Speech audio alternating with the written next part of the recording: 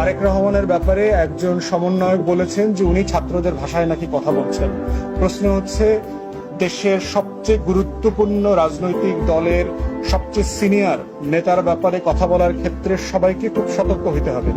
হাসনাত আব্দুল্লাহ থেকে শুরু করে সকল ছাত্র সমন্বয়ককে বলছি, তোমাদের এই আন্দোলনের সাথে তোমরা 3 সপ্তাহে আন্দোলন করো নাই। এই আন্দোলন বাংলাদেশের গণতন্ত্রকামী মানুষ গত 17 বছর থেকে করেছে। মেসি হঠাৎ করে গোল দিলে গোল হয় না, 11 জন খেলে মেসি বানাইতে হয়। অতএব তোমরা যদি মনে করে থাকো তোমরা 3 সপ্তাহে মেসি হইছো, তোমরা 3 সপ্তাহে রোনাল্ডো হয়ে গেছো, তোমরা বোকার স্বর্গে বাস করছো। তাই সিনিয়র পলিটিশিয়ান এবং পলিটিক্যাল পার্টি নিয়ে কথা বলার ক্ষেত্রে সকল ছাত্র নেতাকে অত্যন্ত সতর্ক হইতে হবে। কোনো ফাইজলামি করবার সুযোগ কিন্তু নাই।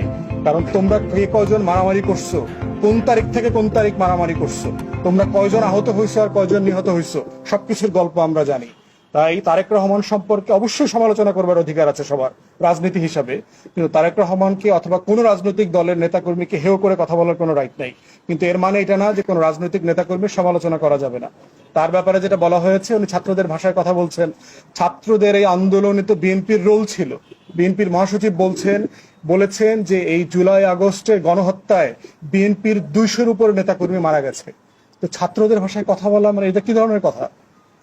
তত আমরা মনে করি যে কথা বলার ক্ষেত্রে সতর্ক হইতে হবে। কোনো রাজনৈতিক নেতাকে ছোট করা যাবে না, কারোর ত্যাগকে ছোট করা যাবে না। মাদ্রাসারও শত শত মানুষ শহীদ হয়েছেন, কওমি মাদ্রাসার, আলিয়া মাদ্রাসার, জামাতের, শিবিরের, হেফাজতের।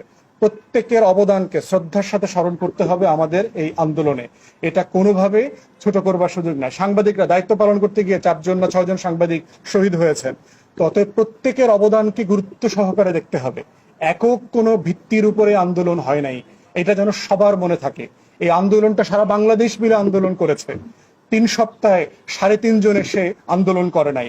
ঢাকা বিশ্ববিদ্যালয় থেকে শুরু করে পাবলিক ইউনিভার্সিটির 19 জুলাই পর থেকে তেমন কোনো কন্ট্রিবিউশন নাই।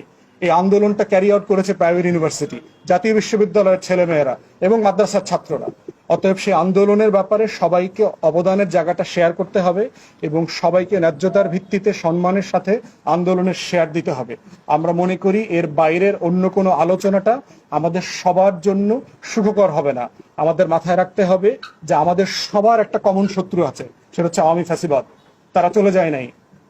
হাসিনার একটা রিসেন্ট ভিডিও আসছে, গতকালকে সম্ভবত আপনারা দেখেছেন, যে হাসিনা এখনো কিভাবে প্রশাসনে তার যত অনুগত লোক আছে এবং তার রাজনৈতিক নেতাকর্মী আছে তাদেরকে সে ইনস্টিগেট করছে, তাদেরকে সে খেপিয়ে তোলার চেষ্টা করছে, কিভাবে অর্গানাইজ করা যায়, এই সরকারকে ব্যর্থ করা যায় সেটার জন্য চেষ্টা করছে। তাই আমরা যারা আন্দোলনে ছিলাম, আমাদের মানে ভ্রাতৃত্বের সম্পর্কটা যেন নিজেদের মধ্যে বজায় থাকে, এটা খুব জরুরি। আমাদের যে কমন শত্রু আছে, এই শত্রুকে সবাই মিলে ফাইট করতে হবে।